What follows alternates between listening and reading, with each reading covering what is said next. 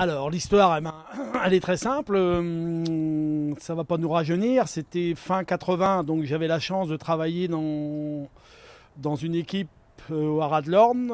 Donc, c'était Mathias Moncorgé qui avait le Haras de l'Orne avec Elisabeth, son épouse. Donc, Mathias et Elisabeth cherchaient des filles de Fandango pour croiser avec des Américains. Le studbook était ouvert.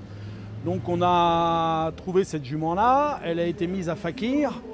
La jument était âgée. Elle a fait donc une femelle avec Fakir du Vivier qui s'appelait Belisha.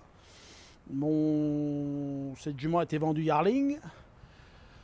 Pendant longtemps, j'avais demandé à Philippe si on pouvait la racheter ou essayer de faire un arrangement quand elle est rentrée au Haras. Ça n'a pas été possible. Il y a eu au moins 10 années qui se sont passées, voire 15.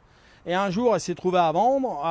Elle avait 21 ans, donc en fin de carrière de poulinière. Et on a eu la chance d'avoir Radicash comme étalon. Et avec Philippe et sa sœur Elisabeth, donc on a fait saillir la jument et est né ce petit cheval là, qui s'appelait Bird Parker, et que vous connaissez maintenant. Quand on est dessinateur, est mieux le descendant de Léonard de Vinci que du gars qui écrit la chronique agricole dans le Pays d'Auge. Donc il descend de grands champions. Donc Fakir du Vivier, les gens n'ont pas connu peut-être, mais c'était un phénomène en course. Il était entraîné par un crack qui était M. Allaire. Il était royalement né, ça a été l'origine paternelle de Cocktail Jet, qui est un chef de race. Et la mère de Bird, enfin la grand-mère est par Fandango, qui lui a été encore un chef de race, et qui se sont croisés avec des juments américaines. C'est pour ça que Bird a déjà fait un gagnant de Breeders' Crown en Allemagne. Il va bien se croiser avec les juments américaines. J'aime bien les noms de gens qui ont écrit quelque chose dans la vie. Et Bird Parker, en réalité, son nom, c'était Charlie Christopher Parker. C'était sûrement le plus grand jazzman qu'il y ait eu. C'est des types qui ont des vies atypiques. Il a eu un parcours exceptionnel. Donc ça sonnait bien. C'était son surnom, Bird Parker. C'est un nom qui claque, ouais. C'est joli comme nom. J'essaye de trouver des noms assez corrects aux chevaux, quoi. Puis avec Philippe, quand on travaille avec depuis longtemps, il faut éviter de les appeler gomme-mouche ou bébert des noisetiers, quoi. C'est déjà mieux pour rentrer. Il a vu le jour chez Sandrine Bugat à Biéville-en-Auge, parce qu'à cette époque-là, donc, on n'avait pas d'endroit fixe à aller. Il était très beau. Il était très beau. Philippe l'a vu. Il avait une journée et il lui a plu tout de suite.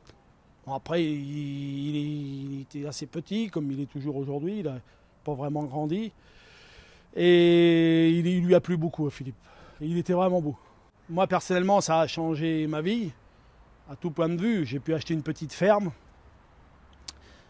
Elisabeth, elle a pu continuer son métier d'éleveur qui est pratiqué avant déjà à la perfection, parce Elisabeth, elle a élevé des cracks quand même avant Bird Parker. Elle a élevé des champions, elle a élevé Blue Dream, elle a élevé Blue Yes America et tant d'autres que j'oublie. Puis elle était vraiment passionnée, elle y est toujours, donc c'est amplement mérité. Et pour Philippe, alors là, c'est amplement aussi mérité. Quoi qu'il arrive aujourd'hui, je souhaite à tout le monde d'avoir un cheval comme ça. Faut pas se voiler la face, il y a des chevaux meilleurs que lui. Il est capable d'un coup de génie, le cheval, on le sait. Mais aujourd'hui, il y a deux chevaux dans la course, à mon avis, c'est Bellina Josselin et Bold Eagle. Bon, Bold Eagle, les gens peuvent pas se rendre compte, mais quand vous courez derrière Bold Eagle depuis l'âge de 3 ans, comme fait Bird Parker, et que vous avez toujours envie de vous battre, c'est exceptionnel. Bold Eagle, c'est... Après Radicash, c'est peut-être le plus grand cheval qu'on ait vu ces dernières années. Enfin, de toute façon, dans le monde, Radicash et Muskehill, c'est les deux plus grands chevaux qui n'ont jamais existé, piste et haras. Ils peuvent tous dire il y a eu un tel et un tel. Les Américains, les Européens, dignes de ce nom, ils vont vous dire que c'est Muskehill et Radicash, piste et haras, et Radicash c'est piste et haras. Donc, pour revenir à Bird, courir avec Bold Eagle depuis l'âge de 3 ans et être là aujourd'hui, capable de disputer l'arrivée, c'est exceptionnel.